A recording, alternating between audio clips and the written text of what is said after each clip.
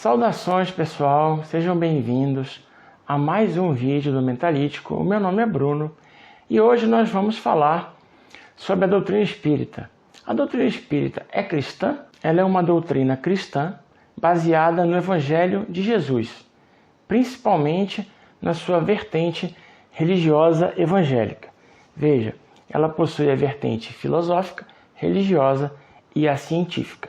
No Brasil, o foco é na parte religiosa, em segundo lugar, a parte filosófica e, por último, a parte científica, que muitas vezes fica um pouco esquecida. Jesus havia nos prometido que rogaria ao Pai que nos mandasse um Consolador para ficar conosco durante todo o tempo e nos explicar todas as coisas. Na visão espírita, da própria doutrina, o Espiritismo é o Consolador prometido. Seria a terceira revelação, a primeira de Moisés, a segunda o Novo Testamento e a terceira o Espiritismo, o Consolador prometido. A parte religiosa da doutrina espírita é toda fundamentada no Evangelho de Jesus, que seria o Espírito mais perfeito que já encarnou na Terra. É o mestre, o guia, o exemplo a ser seguido, o modelo, o objetivo a ser alcançado. E aí eu tenho que reconhecer que ele não é visto como Deus, como em outras doutrinas cristãs. Ele é o guia, o exemplo, o modelo, o mais perfeito que nós conhecemos. E é para lá que nós temos que ir. É nele que nós temos que nos espelhar. É um pouco diferente do que as outras doutrinas pregam.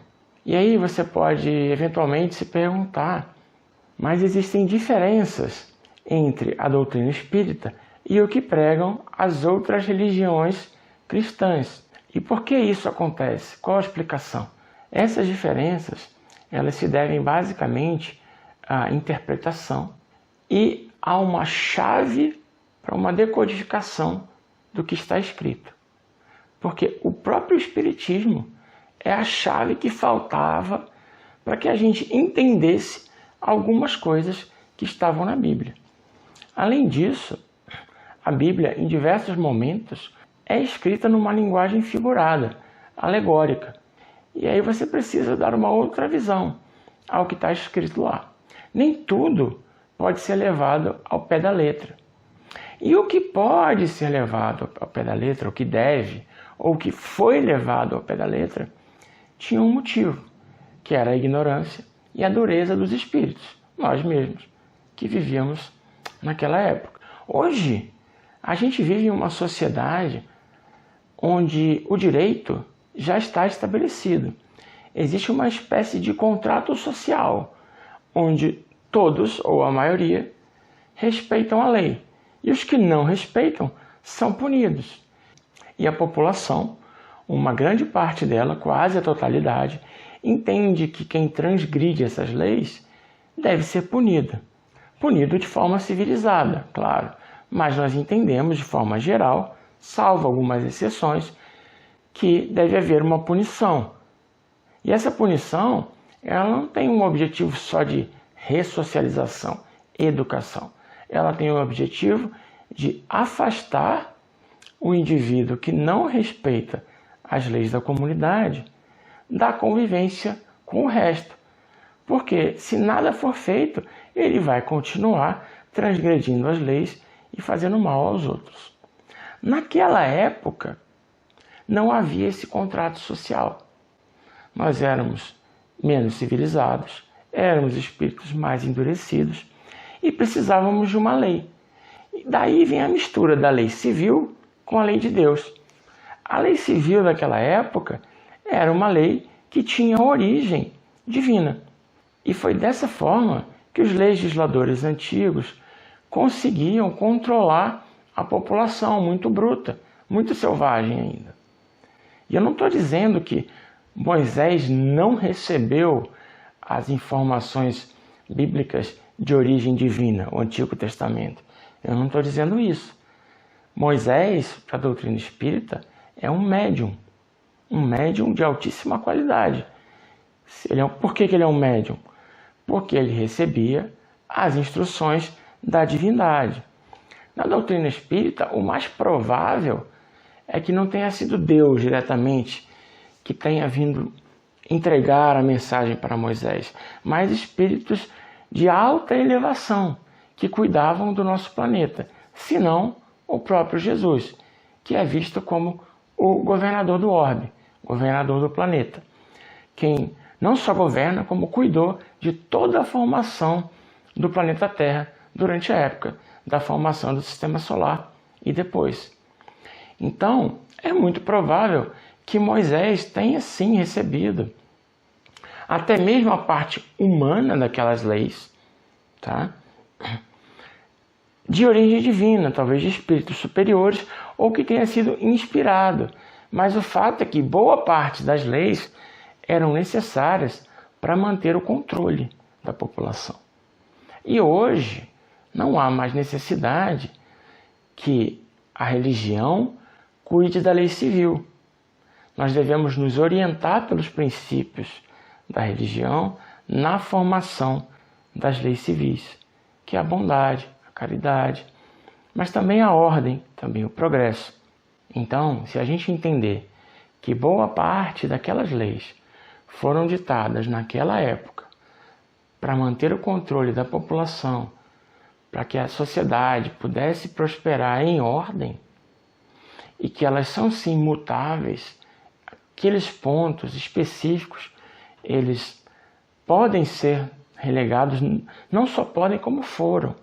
Jesus veio depois e mudou algumas coisas que haviam sido ditas a Moisés. A lei do olho por olho, dente por dente, a lei de Talião, ela deixou de existir. Jesus veio para pregar a lei do amor. Houve uma diferença de comportamento. Ele revogou, digamos assim, diversos artigos da lei mosaica, mas algumas coisas ele reafirmou. E assim aconteceu também com o Espiritismo, que veio explicar o que havia sido dito em outra época, para uma sociedade menos capaz de compreender tudo aquilo que havia sido dito em linguagem figurada. Ele trouxe uma chave de interpretação e uma linguagem muito mais objetiva e clara, num momento em que a gente é muito mais capaz de compreender coisas que na época nós não éramos. Hoje, com a nossa ciência avançada, com o nosso conhecimento avançado, a gente é muito mais capaz de compreender os mistérios do universo do que nós éramos naquela época. Já o aspecto filosófico acaba sendo o que estamos fazendo aqui. Estamos raciocinando em cima da doutrina espírita e dos Antigos Testamentos, utilizando a razão, o raciocínio. E Kardec nos diz que a fé inabalável é aquela que é capaz de enfrentar a razão, frente a frente, em qualquer época da humanidade. Então, se você não consegue argumentar logicamente a respeito da sua fé, é muito provável que você tenha que negar as coisas que acontecem ao seu redor, não ouvir, ignorar, brigar, para que você possa manter a sua fé. E para o espírita, não. Há uma forma, que é a razão, a explicação, o raciocínio, a filosofia, de você sustentar a sua fé, porque ela é fundada em bases sólidas e não em dogmas que foram fundados em cima de interpretações de linguagens figuradas. E na parte científica, que é muito pouco explorada no Brasil, o que nos diz a doutrina espírita? Que uma vez que a ciência comprove que o espiritismo está errado, que se abandone o espiritismo naquele ponto e siga-se com a ciência. Mas aí você vai dizer, é uma revelação divina? Pode estar errada ou não pode? Se está errada, não é uma revelação divina. Bom, se você interpretar a Gênesis como 7 dias da criação, nós sabemos que está errado. Mas se nós interpretarmos como 7 eras, talvez esteja certo. E por que pode estar errado? Pode estar errado porque, por exemplo, em 1850 e alguma coisa, quando veio a divulgação da doutrina espírita, o conhecimento da humanidade era limitado. Hoje, ele é limitado, mas menos do que naquela época. E com o passar dos tempos, o conhecimento será mais avançado. E mais coisas nos serão reveladas. Mais coisas nós poderemos entender. Então, algumas coisas nos foram passadas da forma que nós pudéssemos entender, e não da forma como elas realmente são. Os espíritos muitas vezes nos falam até que nos falta um sentido para entender, nos falta linguagem para que eles possam descrever. Então, como que eles vão nos explicar tudo se nós não temos nem a linguagem capaz de descrever aquilo? E não é só isso.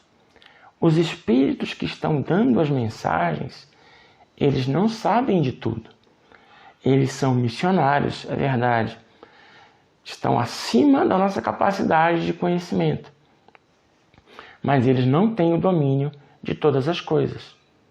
Se tivessem, eles seriam Jesus.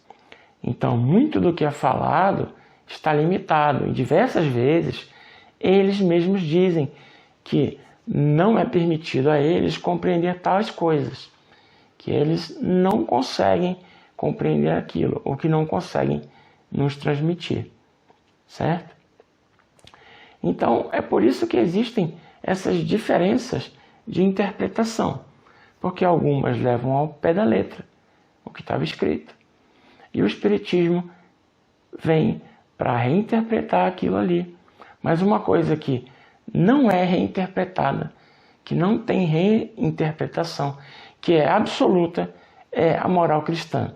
São os ensinamentos morais de Jesus.